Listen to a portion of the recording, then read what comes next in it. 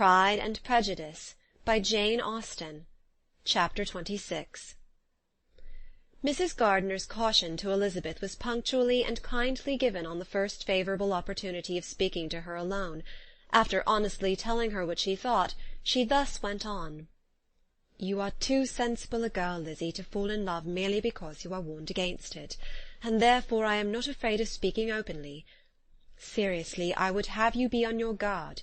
Do not involve yourself, or endeavour to involve him, in an affection which the want of fortune would make so very imprudent. I have nothing to say against him. He is a most interesting young man, and if he had the fortune he ought to have, I should think you could not do better. But as it is, you must not let your fancy run away with you. You have sense, and we all expect you to use it. Your father would depend on your resolution and good conduct, I am sure. You must not disappoint your father." "My dear aunt, this is being serious indeed." "Yes, and I hope to engage you to be serious likewise." "Well, then, you need not be under any alarm. I will take care of myself, and of Mr. Wickham too. He shall not be in love with me, if I can prevent it." "Elizabeth, you are not serious now." "I beg your pardon, I will try again. At present I am not in love with Mr. Wickham. No, I certainly am not. But he is, beyond all comparison, the most agreeable man I ever saw. And if he becomes really attached to me, I believe it will be better that he should not. I see the imprudence of it. Oh, that abominable Mr. Darcy! My father's opinion of me does me the greatest honour, and I should be miserable to forfeit it. My father, however, is partial to Mr. Wickham. In short, my dear aunt, I should be very sorry to be the means of making any of you unhappy. But since we see every day that where there is affection, young people are seldom withheld by immediate want of fortune from entering into engagements with each other, how can I promise to be wiser than so many of my fellow creatures if I am tempted? Or how am I even to know that it would be wisdom to resist? All that I can promise you, therefore, is not to be in a hurry. I will not be in a hurry to believe myself his first object. When I am in company with him, I will not be wishing. In short, I will do my best."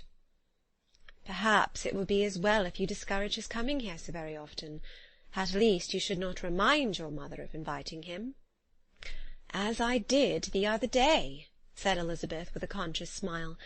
"Very true, it will be wise in me to refrain from that. But do not imagine that he is always here so often. It is on your account that he has been so frequently invited this week. You know my mother's ideas as to the necessity of constant company for her friends. But really, and upon my honour, I will try to do what I think to be the wisest. And now I hope you are satisfied." Her aunt assured her that she was, and Elizabeth having thanked her for the kindness of her hints, they parted, a wonderful instance of advice being given on such a point, without being resented. Mr. Collins returned into Hertfordshire soon after it had been quitted by the Gardiners and Jane, but as he took up his abode with the Lucases, his arrival was no great inconvenience to Mrs. Bennet. His marriage was now fast approaching, and she was at length so far resigned as to think it inevitable, and even repeatedly to say, in an ill-natured tone, that she "wished they might be happy." Thursday was to be the wedding day, and on Wednesday Miss Lucas paid her farewell visit, and when she rose to take leave, Elizabeth, ashamed of her mother's ungracious and reluctant good wishes, sincerely affected herself, accompanied her out of the room. As they went downstairs together, Charlotte said, "I shall depend on hearing from you very often, Eliza." "That you certainly shall." "And I have another favour to ask you. Will you come and see me?" "We shall often meet, I hope, in Hertfordshire." "I am not likely to leave Kent for some time. Promise me, therefore, to come to Hunsford." Elizabeth could not refuse, though she foresaw little pleasure in the visit. "My father and Maria are coming to me in March," added Charlotte, "and I hope you will consent to be of the party. Indeed, Eliza, you will be as welcome as either of them." The wedding took place. The bride and bridegroom set off for Kent from the church door, and everybody had as much to say or to hear on the subject as usual. Elizabeth soon heard from her friend, and their correspondence was as regular and frequent as it had ever been. That it should be equally unreserved was impossible. Elizabeth could never address her without feeling that all the comfort of intimacy was over, and though determined not to slacken as a correspondent, it was for the sake of what had been, rather than what was. Charlotte's first letters were received with a good deal of eagerness. There could not but be curiosity to know how she would speak of her new home, how she would like Lady Catherine, and how happy she would dare pronounce herself to be, though, when the letters were read, Elizabeth felt that Charlotte expressed herself on every point exactly as she might have foreseen. She wrote cheerfully, seemed surrounded with comforts, and mentioned nothing which she could not praise. The house, furniture, and neighbourhood, and roads were all to her taste, and Lady Catherine's behaviour was most friendly and obliging. It was Mr. Collins's picture of Hunsford and Rosings rationally softened, and Elizabeth perceived that she must wait for her own visit there to know the rest. Jane had already written a few lines to her sister to announce their safe arrival in London, and when she wrote again, Elizabeth hoped it would be in her power to say something of the Bingleys. Her impatience for this second letter was as well rewarded as impatience generally is. Jane had been a week in town without either seeing or hearing from Caroline. She accounted for it, however, by supposing that her last letter to her friend from Longbourn had by some accident been lost. "My aunt," she continued, "is going to-morrow into that part of the town, and I shall take the opportunity of calling in Grosvenor Street." She wrote again when the visit was paid, and she had seen Miss Bingley. "I did not think Caroline in spirits," were her words, "but she was very glad to see me, and reproached me for giving her no notice of my coming to London. I was right, therefore, my last letter had never reached her. I inquired after their brother, of course. He was well, but so much engaged with Mr. Darcy that they scarcely ever saw him. I found that Miss Darcy was expected to dinner. I wish I could see her. My visit was not long, as Caroline and Mrs. Hurst were going out. I dare say I shall see them soon here." Elizabeth shook her head over this letter. It convinced her that accident only could discover to Mr. Bingley her sister's being in town. 4 weeks passed away, and Jane saw nothing of him. She endeavoured to persuade herself that she did not regret it, but she could no longer be blind to Miss Bingley's inattention. After waiting at home every morning for a fortnight, and inventing every evening a fresh excuse for her, the visitor did at last appear, but the shortness of her stay, and yet more, the alteration of her manner, would allow Jane to deceive herself no longer. The letter which she wrote on this occasion to her sister will prove what she felt. "My dearest Lizzy will, I am sure, be incapable of triumphing in her better judgment at my expense, when I confess myself to have been entirely deceived in Miss Bingley's regard for me. But, my dear sister, though the event has proved you right, do not think me obstinate if I still assert that, considering what her behaviour was, my confidence was as natural as your suspicion. I do not at all comprehend her reason for wishing to be intimate with me, but if the same circumstances were to happen again, I am sure I should be deceived again. Caroline did not return my visit till yesterday, and not a note, not a line, did I receive in the meantime. When she did come, it was very evident that she had no pleasure in it. She made a slight, formal apology for not calling before, said not a word of wishing to see me again, and was in every respect so altered a creature, that when she went away I was perfectly resolved to continue the acquaintance no longer.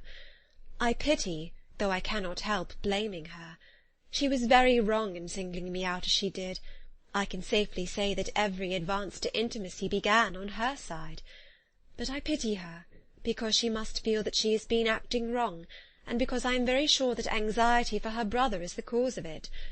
I need not explain myself further, and though we know this anxiety to be quite needless, yet if she feels it, it will easily account for her behaviour to me, and so deservedly dear as he is to his sister, whatever anxiety she must feel in his behalf is natural and amiable.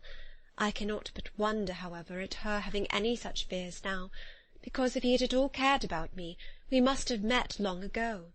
He knows of my being in town, I am certain, from something she said herself, and yet it would seem, by her manner of talking, as if she wanted to persuade herself that he is really partial to Miss Darcy. I cannot understand it. If I were not afraid of judging harshly, I should be almost tempted to say that there is a strong appearance of duplicity in all this. But I will endeavour to banish every painful thought, and think only of what will make me happy, your affection, and the invariable kindness of my dear aunt and uncle. Let me hear from you very soon. Miss Bingley said something of his never returning to Netherfield again, of giving up the house, but not with any certainty. We had better not mention it. I am extremely glad that you have such pleasant accounts from our friends at Hunsford. Pray go to see them with Sir William and Maria. I am sure you'll be very comfortable there. Yours, etc. This letter gave Elizabeth some pain, but her spirits returned as she considered that Jane would be no longer duped by the sister, at least. All expectation from the brother was now absolutely over. She would not even wish for a renewal of his attentions. His character sunk on every review of it, and as a punishment for him, as well as a possible advantage to Jane, she seriously hoped that he might really soon marry Mr. Darcy's sister, as, by Wickham's account, she would make him abundantly regret what he had thrown away. Mrs. Gardiner about this time reminded Elizabeth of her promise concerning that gentleman, and required information, and Elizabeth had such to send as might rather give contentment to her aunt than to herself. His apparent partiality had subsided, his attentions were over, he was the admirer of some one else. Elizabeth was watchful enough to see it all, but she could see it and write of it without material pain. Her heart had been but slightly touched, and her vanity was satisfied with believing that she would have been his only choice, had fortune permitted it. The sudden acquisition of £10,000 was the most remarkable charm of the young lady to whom he was now rendering himself agreeable, but Elizabeth, less clear-sighted perhaps in this case than in Charlotte's, did not quarrel with him for his wish of independence. Nothing, on the contrary, could be more natural, and while able to suppose that it cost him a few struggles to relinquish her, she was ready to allow it a wise and desirable measure for both, and could very sincerely wish him happy. All this was acknowledged to Mrs. Gardiner, and after relating the circumstances, she thus went on. "I am now convinced, my dear aunt, that I have never been much in love, for had I really experienced that pure and elevating passion, I should at present detest his very name, and wish him all manner of evil. But my feelings are not only cordial towards him, they are even impartial towards Miss King. I cannot find out that I hate her at all, or that I am in the least unwilling to think her a very good sort of girl. There can be no love in all this. My watchfulness has been effectual, and though I certainly should be a more interesting object to all my acquaintances were I distractedly in love with him, I cannot say that I regret my comparative insignificance. Importance may sometimes be purchased too dearly. Kitty and Lydia take his defection much more to heart than I do. They are young in the ways of the world, and not yet open to the mortifying conviction that handsome young men must have something to live on as well as the plain. End of chapter 26.